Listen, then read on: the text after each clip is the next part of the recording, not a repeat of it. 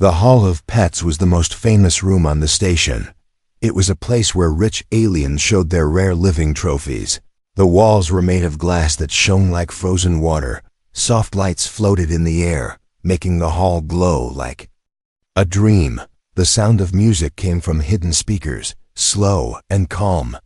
Alien nobles walked slowly, wearing clothes made of bright silk and metal. They smiled at each other, holding drinks with glowing liquid. Every noble had a pet beside them. Some pets were animals with colorful feathers. Some were small creatures with many eyes and soft skin.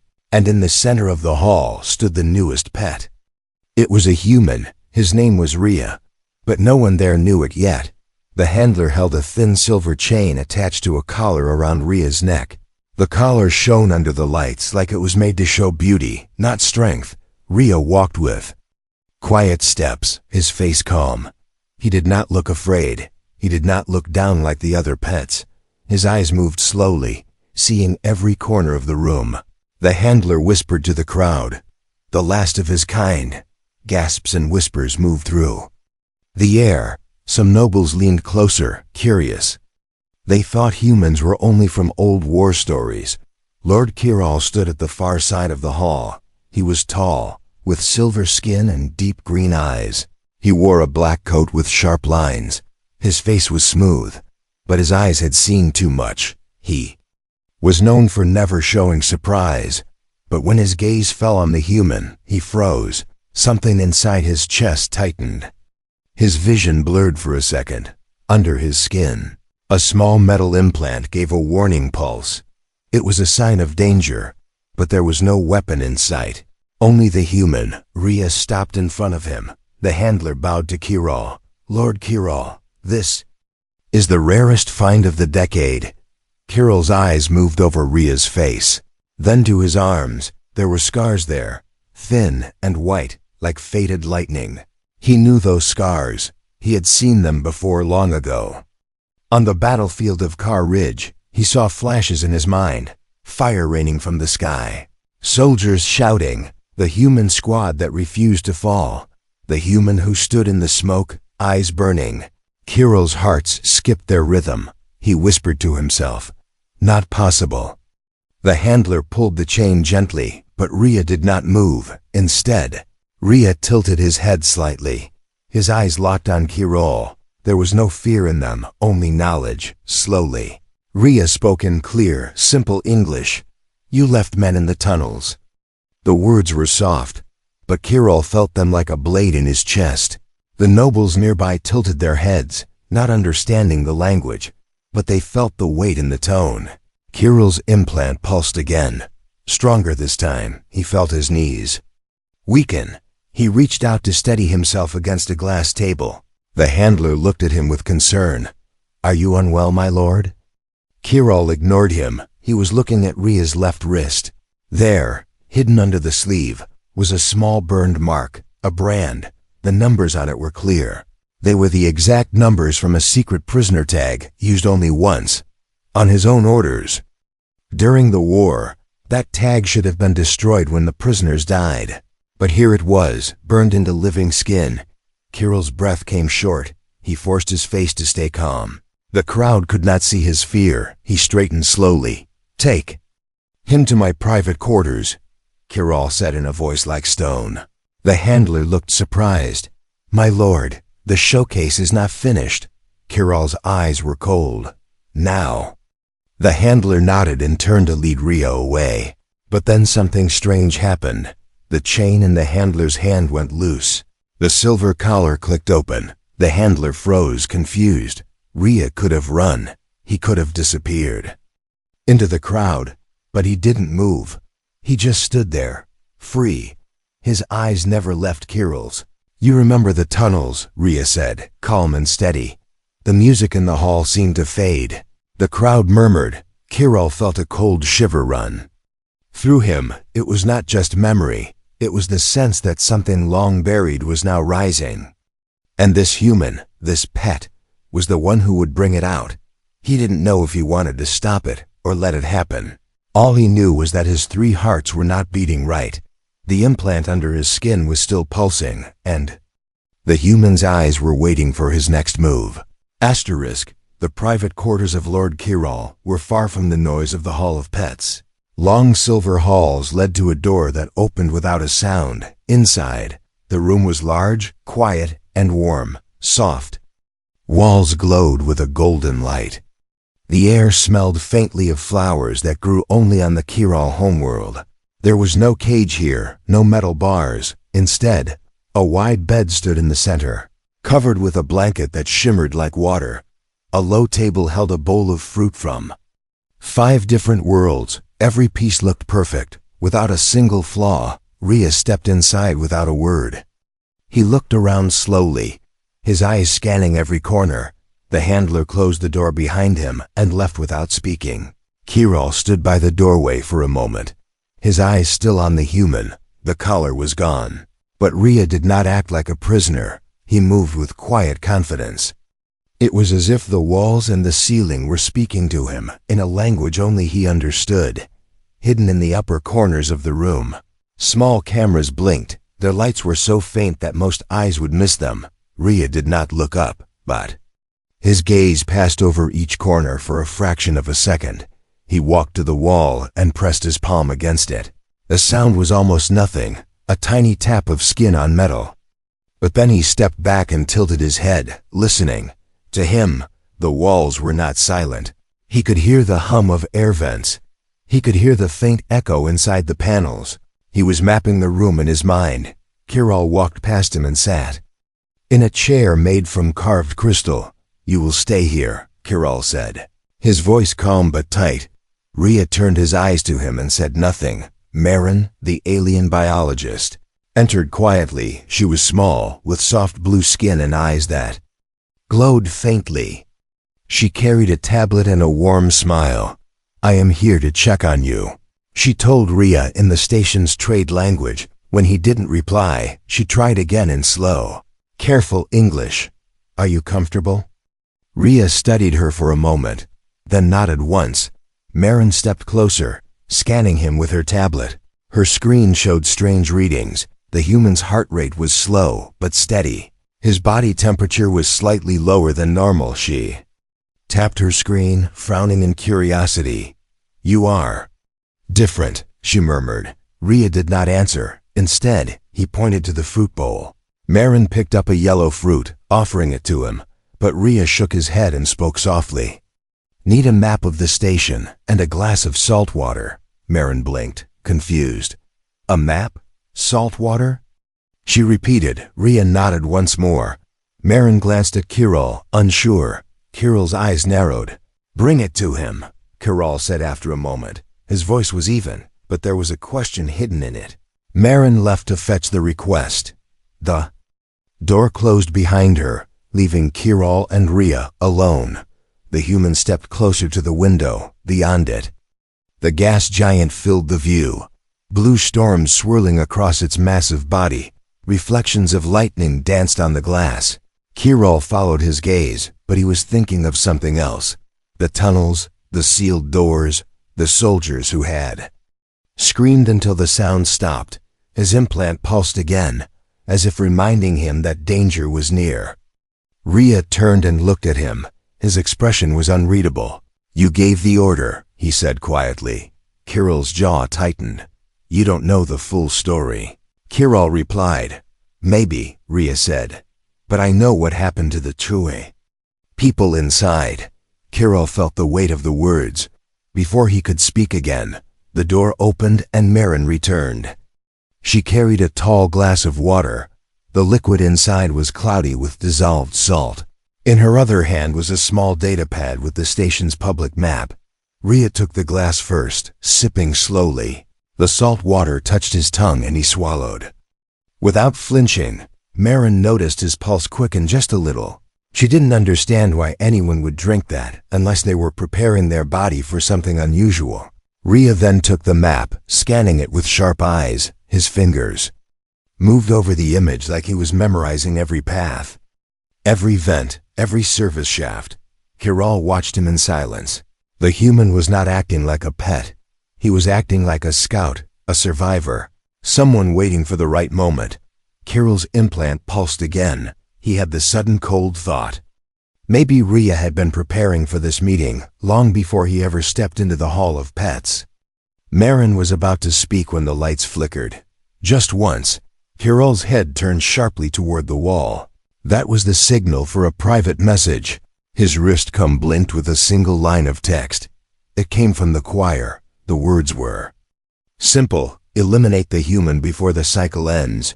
Kirill's eyes stayed on Rhea. The human was still looking at the map, calm and silent. It was as if he already knew what the message said. Kirill's heart beat unevenly. He did not reply to the choir yet. Outside the window, a deep flash of lightning lit the room for a moment. In that white light, Rhea's eyes looked almost silver. And Kirill realized this was not a meeting between owner and pet. It was a meeting between two survivors, and only one of them might leave the station alive. ****. The station's archives were buried deep under 10 layers of locked doors. Few ever walked those halls. The air there was colder, as if the walls remembered secrets. Each step echoed, and the lights above hummed with a faint metallic tone. Voss walked ahead of Lord Kirill. His boots struck the floor in a steady rhythm. He was a broad-shouldered alien with dull bronze skin and eyes like polished stone. He had served in 3 wars, and he carried himself like a man who trusted only facts. When the choir's order came to remove the human, Voss was told to check the records first. That was unusual. The choir didn't waste time on paperwork when they wanted someone gone. They reached a wide door made of black metal. Voss placed his palm on the scanner. A green light swept over his skin, and the door slid open without a sound. Inside was a long room filled with tall shelves of glowing data crystals. The light from them painted the walls in blue and gold. Kirill stepped in, his eyes narrowing. He knew exactly which shelf to search. It was the one near the end, marked with a faint red tag. Voss pulled out a crystal and set it into the reader. A ghostly image rose in the air, a list of prisoners. From the Car Ridge tunnels, the brand numbers appeared first. Kirill's gaze froze when he saw one in particular. The same numbers burned into Rhea's wrist. The record beside it was short. Status: deceased. Cause: collapse, body unrecovered. But Kirill noticed something else. The timestamp on the record had been altered. The data was edited 6 months after the war ended. Why would someone change a file about a dead prisoner years later? Voss noticed it too. "This isn't standard," he said. "Someone wanted the file clean." Kirill replied. "But not too clean," Voss added. "They left just enough to remind you it existed." Kirill thought of the choir. They were careful, but they liked to leave small marks for those who knew how to see them. It was their way of saying, "We control the truth." Far above, in the private quarters, Marin was still with Rhea. She had given him a second glass of salt water. He sat cross-legged on the bed, the map on his lap. He traced routes with his finger. Stopping at certain points, Marin noticed how he sometimes tapped twice on a spot, like he was marking it in his mind. She finally asked, "Why do you need this map?" Rhea looked at her with calm eyes. "To know how far the vents go," he said simply. Marin frowned. "No pet cares about vents." "I am not a pet," Rhea answered, before she could respond. A soft whirring sound came from the far corner of the ceiling. Marin turned and saw a small medbot float down. It carried a silver injector in its arm. She thought it was here for a routine scan, but Rhea's eyes locked on it with a predator's stillness. He shifted his weight slightly. The bot hovered closer, extending the injector toward his neck. At the last second, Rhea moved. His hand shot up, grabbing the bot's arm. A sharp twist, a click of metal. The injector fell to the floor. Rhea picked it up and tilted it toward the light. The liquid inside was dark and cloudy. "This would have stopped my heart," he said quietly. Marin's blood ran cold. "That's impossible. Medbots don't carry lethal doses." "Unless someone told it to," Rhea replied. He placed the injector on the table and looked directly into the nearest camera. His expression didn't change, but his eyes seemed to say, "I know." Back in the archives, Voss pulled another crystal. It contained the last sensor recordings from the Car Ridge tunnels. They played for only a few seconds, static, faint echoes of shouting. Then a human voice, clear but tired. "We hold until the air is gone." The recording ended. Vos glanced at Kirol. "That voice matches the human upstairs," he said. Kirol felt his heart squeeze. He remembered that voice. It had carried through smoke and fear like a line of steel. It was the voice that haunted his sleep for years. Vos closed the file and returned the crystals to the shelf. "What now?" he asked. Kirol did not answer right away. He was thinking about the medbot, the altered record, the tunnels, and the fact that Rhea was alive against every rule of war and history. Finally, he said, "Now we find out why." But in the private quarters, things were already moving faster. Marin had stepped into the hall to call Kirol while she was gone. Rhea picked up the injector and carefully opened its casing. He removed a single screw, then placed the pieces back exactly as they were. To anyone else, the injector looked untouched. But if someone tried to use it again, it would jam before releasing the liquid. Rhea sat back on the bed, waiting. His breathing slowed, his face calm, but his eyes stayed on the door. Far below, in the archive shadows, a faint flicker passed through the lights. Vos looked up. "Power drop?" "No," Kirol said. "A signal." They both knew what that meant. The choir had just decided to move their timetable forward. Outside, the gas giant storms flashed brighter than before. It was as if the universe itself was warning the station something was coming. And in the quiet room above, the human survivor was already ready for it. Asterisk, asterisk, asterisk.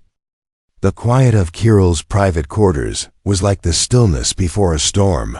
Rhea sat on the bed, his back against the wall, his eyes half closed. To anyone watching through the hidden cameras, he looked as if he was resting, but his mind was working like a machine. He listened to the faint hum of the vents. He counted the seconds between each shift in airflow. He marked the footsteps in the hall outside. 3 guards on a slow patrol, moving every 20 steps. The medbot that had tried to inject him was gone, but the broken injector lay on the table, exactly where he had placed it. The screw he had removed was hidden in the palm of his hand. It was small, harmless to most, but to him, it was a tool. A single piece of metal that could jam a lock or short a circuit. Down in the lower decks, Kirol stood with Vos in a dark meeting room. A thin projection hovered in front of them, a live feed from the choir. 7 shadowed figures sat in a circle, their faces hidden by deep hoods. One spoke in a low, cold voice. "You have confirmed it is the same human." Kirol's voice was flat. "Yes, then you know what must be done," the shadow said. "He is a threat to the station. To you, to the truth." Kirol's 3 hearts gave a slow, uneven beat. "He is also proof," Kirol said. "Proof of what?" Another shadow asked sharply. "Proof that your version of the war is a lie." Kirol answered. For a moment, there was silence. Then the first voice spoke again. "You were always loyal, Kirol. Do not lose that now." The projection flickered and vanished, leaving the room darker than before. Back in the quarters, Marin returned.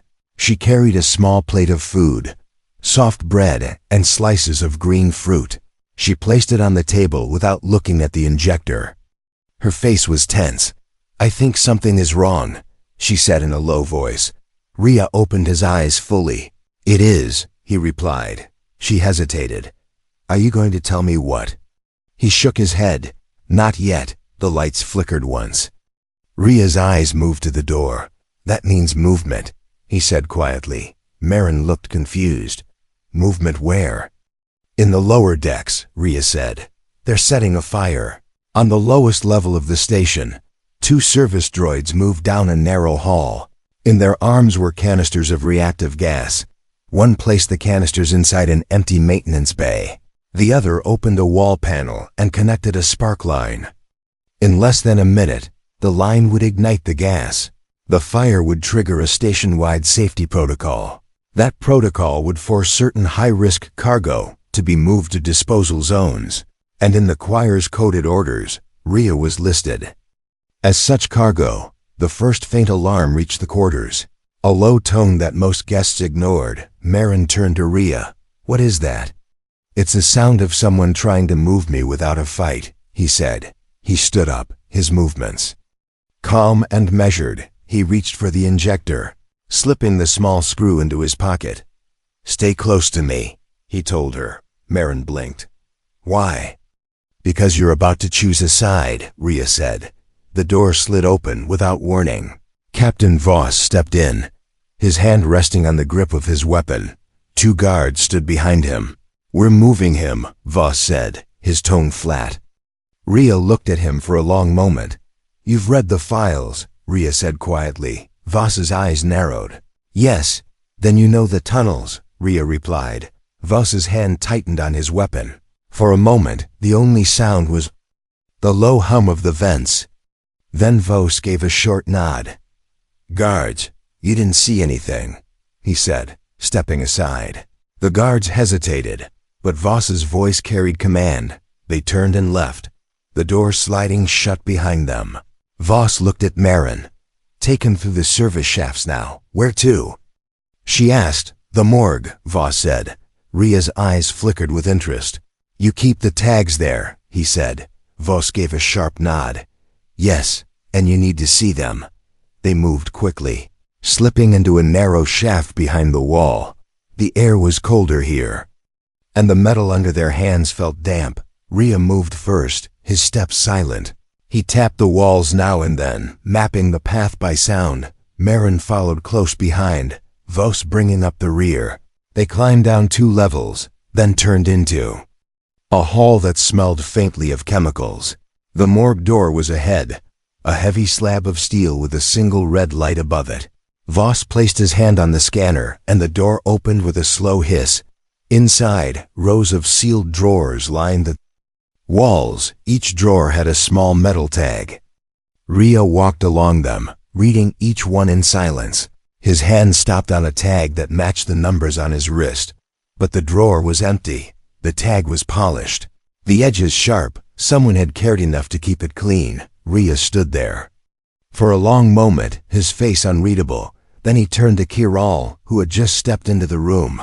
"You kept the tags but not the people," Rhea said.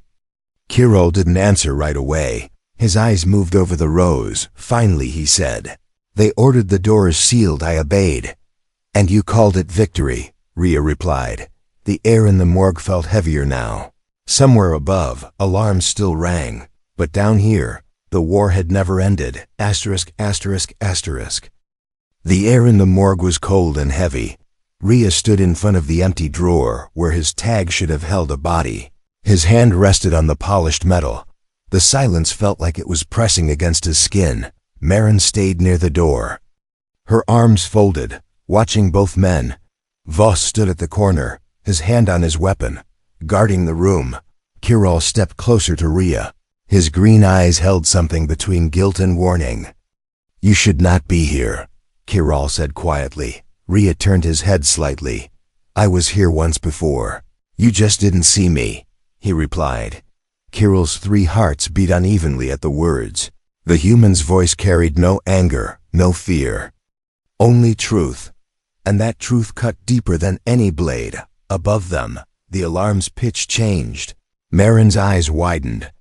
"That's the evacuation signal." Voss checked his wrist cum. "They've started moving non-essential cargo to the lower bays," he said. Rhea's gaze sharpened. "Which means the fire was just the first step. They'll use the chaos to send you to a disposal airlock," Voss confirmed. Marin's voice dropped to a whisper. "That's murder." Rhea stepped away from the empty drawer. "Then we move before they do," he said. Voss hesitated. "The choir will have the main corridors locked." "I don't need the main corridors," Rhea answered. He tapped the wall twice with his knuckle. The sound came back hollow in certain spots. "These panels lead to the service shafts. They run behind the morgue." Kiral's brow furrowed. "You know the station's guts better than most who live here." "I listened," Rhea said simply. He moved to one of the hollow spots and pressed his fingers into the seam. With a quick pull, The panel came loose, revealing a narrow passage. Cold air rushed out, carrying the faint smell of machine oil. Rhea stepped inside without hesitation. Marin followed, glancing back at Voss. The captain gave a short nod and entered after them. Kiral stood at the opening for a moment before stepping in last. The shaft was tight, forcing them to move in single file.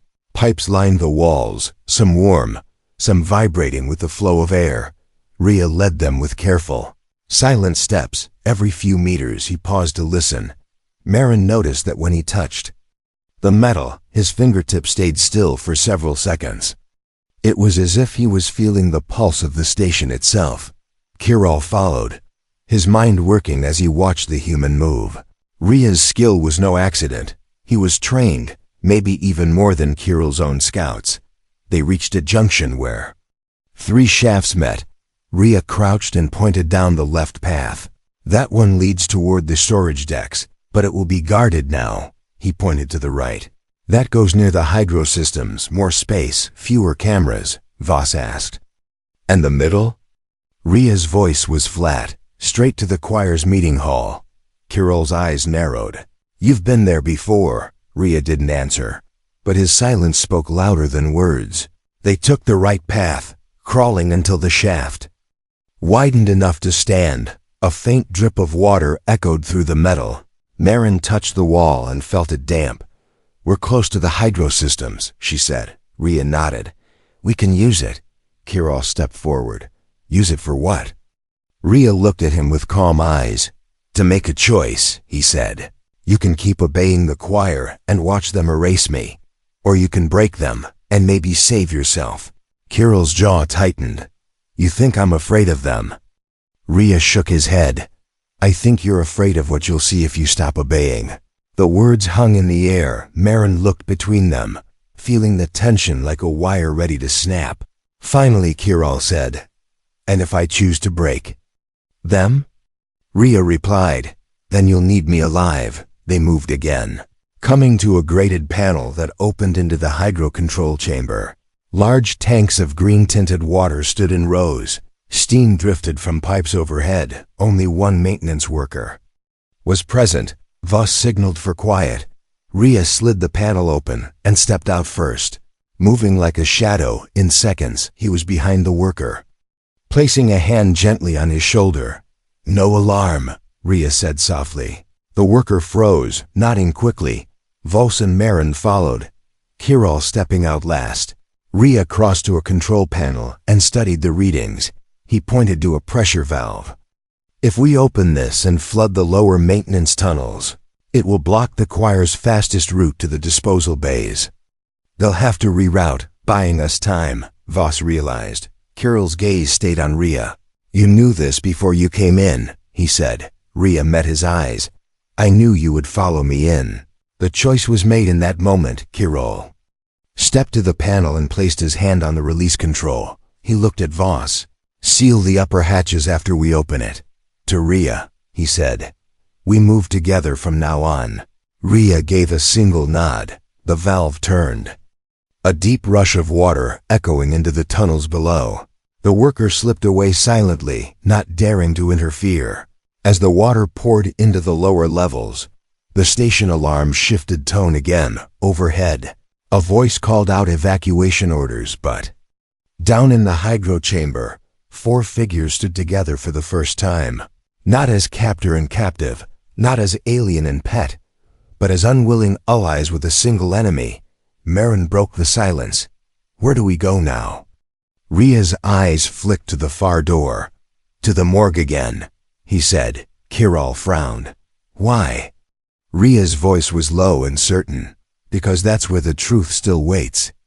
Asterisk, asterisk, asterisk. The path back to the morgue was darker than before. The emergency lights in the service shafts glowed a deep red. Each step felt heavier, as if the station itself was holding its breath.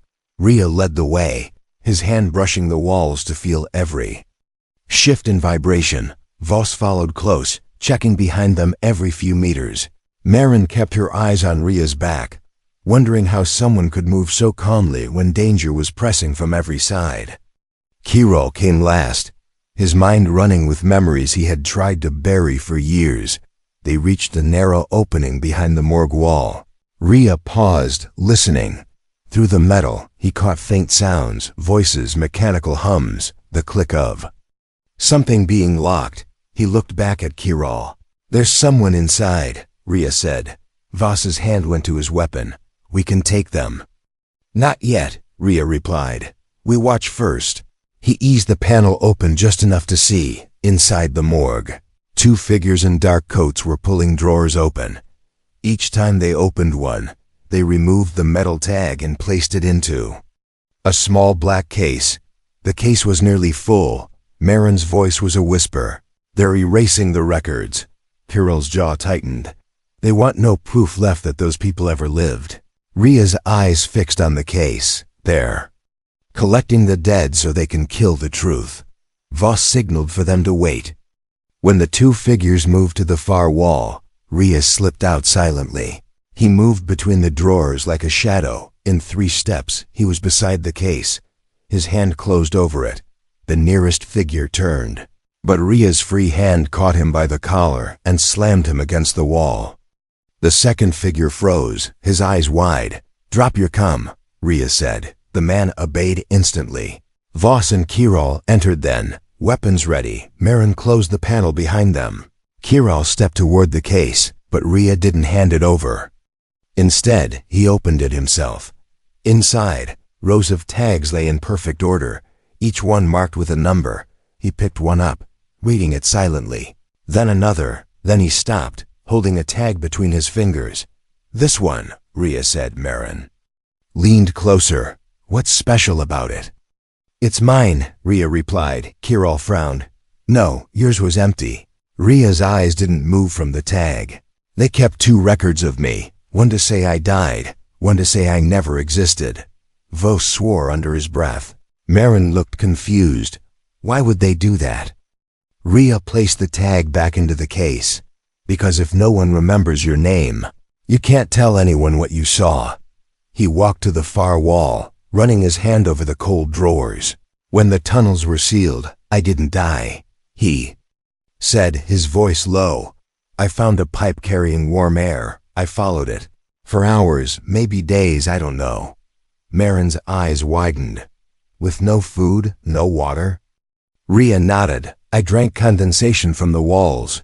I slowed my breathing to save air." He tapped the side of his head. "I learned the rhythm of the vents, where they went, how they spoke to each other." Kiral was silent, watching him. "You stayed in the station after the war," he said slowly. Rhea turned. "I stayed in the shadows. I learned every path, every blind spot in their eyes." He stepped closer to Kiral, his gaze steady. "And I waited for the right day to step out." The morgue's door lock beeped suddenly. Everyone turned. The doors slid open, and 4 security drones glided in, their lenses glowing red. The 2 dark-coated figures on the floor scrambled away. A voice came from the drone speakers. "This area is restricted. Surrender or be neutralized." Voss raised his weapon, but Rhea held up a hand. "Not yet," he said. He stepped forward slowly, the case of tags in his arms. The drones shifted their aim toward him. Rhea set the case down gently on a drawer. "Do you know what these are?" He asked the drones. They didn't answer, but the faint pause in their movement told him the station's AI was listening. "These are names, proof of life you erased," Rhea continued. "If you fire now, every camera in this room will send that proof to every public channel on the station." The drones hesitated, their targeting beams flickering. Kirill's eyes narrowed. Rhea wasn't bluffing. He had found a way to make the morgue's feed go live.